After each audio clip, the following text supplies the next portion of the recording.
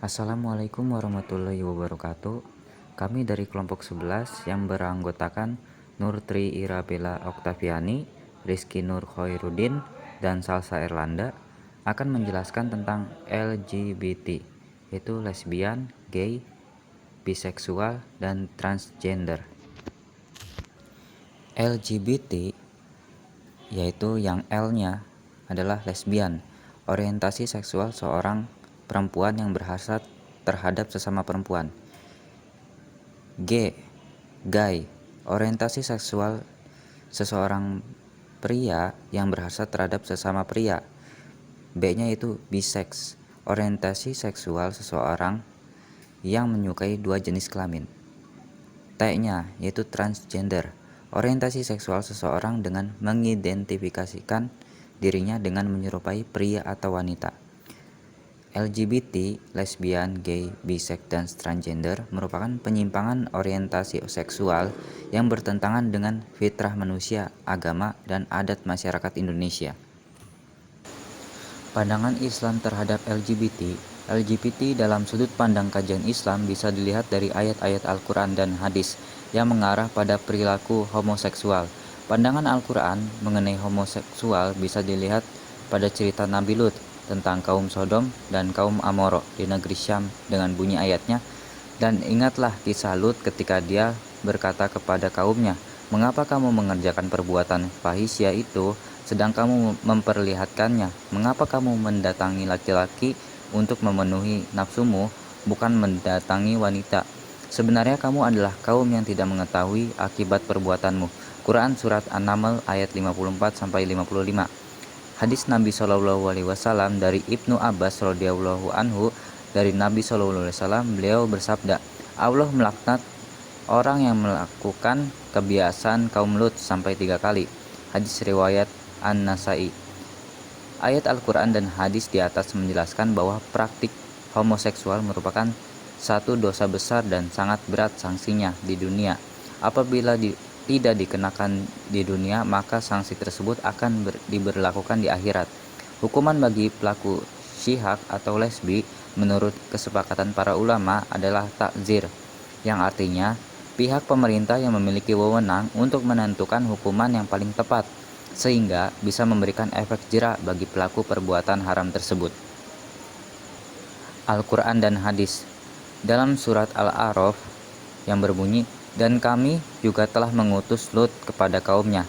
Ingatlah, tatkala dia berkata kepada mereka, 'Mengapa kalian mengerjakan perbuatan fahisyah itu yang belum pernah dikerjakan oleh seseorang pun di dunia ini sebelum kalian? Sesungguhnya kalian mendatangi laki-laki untuk melepaskan nafsu kalian kepada mereka, bukan kepada wanita. Bahkan kalian ini adalah kaum yang melampaui batas.'" Dalam hadis, Allah melaknat orang yang melakukan perbuatan seperti perbuatan kaum Nabi Lut. Hadis riwayat Ahmad, Tabrani, dan Baihaqi. "Jika umatku telah melakukan 5 perkara, maka tunggu kehancuran atas mereka. Satu sama lain di antara mereka saling mengutuk, memakai sutra bagi kaum laki-laki, menjadikan para penyanyi wanita sebagai penghibur, meminum khamr, laki-laki mencukupkan kebutuhan biologisnya dengan sesama laki-laki, dan wanita mencukupkan kebutuhan biologisnya sesama dengan wanita." Hadis riwayat Al-Baihaqi dalam Syu'ab Al-Iman. Faktor penyebab terjadinya LGBT. Yang pertama yaitu faktor biologis. Hal ini terjadi karena sejak lahir seseorang memiliki kelainan pada susunan syaraf otak dan memiliki kelainan genetik atau hormonal, sehingga hal ini berakibat ia memiliki kecenderungan untuk tertarik terhadap orang lain yang sejenis. Yang kedua yaitu faktor psikologis. Hal ini terjadi akibat pengalaman masa lalu di individu atau ia pernah mencoba-coba untuk melakukan hubungan seks sejenis. Selain itu, kondisi di mana seorang perempuan atau laki-laki tidak diperlakukan sebagaimana jenis kelaminnya. Hal ini lama-kelamaan mempengaruhi kecenderungan orientasi seksualnya di masa yang akan datang. Yang ketiga yaitu faktor lingkungan. Faktor ini muncul sebagai reaksi masyarakat terhadap perilaku LGBT yang berubah-ubah seiring perkembangan zaman. Misalnya dengan berkembangnya budaya demokrasi yang pada akhirnya memberikan kebebasan memilih pasangan dengan cara yang melampaui batas, gencarnya website yang menampilkan video dan gambar porno, serta belum adanya sanksi tegas terhadap pelaku LGBT. Yang keempat, dilihat dari pendekatan sosiologi dan antropologi. Minimnya dukungan masyarakat terkait perlunya penerapan pendidikan agama di lingkungan masyarakat. Orang-orang di masa modernisasi ini lebih mementingkan diri sendiri, bersikap acuh tak acuh, terkadang mereka tidak peduli dengan lingkungan masyarakat, bahkan keluarga sendiri. Yang kelima, dilihat dari kebudayaan. Anak mudah meniru kebudayaan barat. Faktor lain dilihat dari pola asuh orang tua terhadap anak. Orang tua yang bersikap acuh tak acuh kepada anak akan membuat anak bebas dalam bergaul, sehingga pergaulannya tidak dikontrol dan mudah mengikuti perilaku-perilaku yang menyimpang. Dari berbagai faktor sebelumnya, dapat disimpulkan bahwa faktor-faktor yang mempengaruhi LGBT adalah faktor genetik, faktor psikologis, faktor agama, faktor lingkungan, faktor kebudayaan, pola asuh orang tua yang salah. Faktor-faktor yang sangat dominan terletak pada pola asuh orang tua terhadap anak, karena anak sejak lahir dididik oleh orang tua. Upaya yang efektif dilakukan antara lain memaksimalkan personil dan pihak yang bertanggung jawab, mengawasi, membina masyarakatnya dari segi apapun.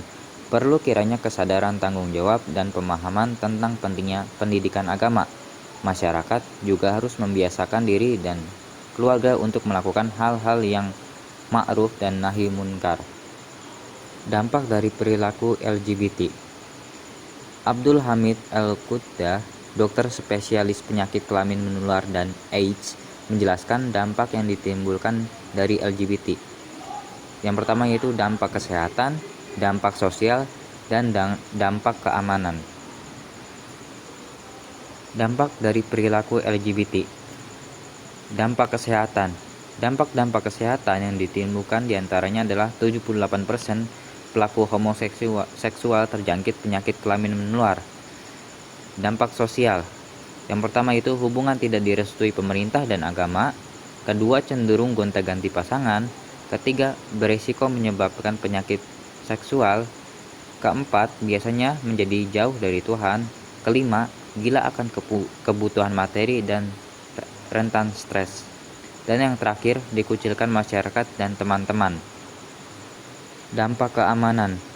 Dalam komunitas LGBT sering terjadi tindak kekerasan seksual dan pembunuhan. Hal ini terjadi karena pelaku LGBT yang mudah berganti pasangan, kesenangan yang membabi buta, atau sebaliknya, kekecewaan berat yang berujung pembunuhan terhadap pasangan sejenisnya. Dalam praktik pemenuhan hasrat seksualnya, tidak jarang mereka juga memenuhi kekerasan terhadap anak-anak dan kaum wanita lemah yang diinginkannya. Dari uraian di atas dapat disimpulkan bahwa LGBT ini menimbulkan banyak dampak negatif terutama pada kesehatan yang dapat menimbulkan penyakit kelamin serta HIV atau AIDS. Selain itu berdampak pada moralitas anak, interaksi anak dan lingkungannya serta ekonomi. Sekian presentasi dari kami, kurang lebihnya mohon maaf.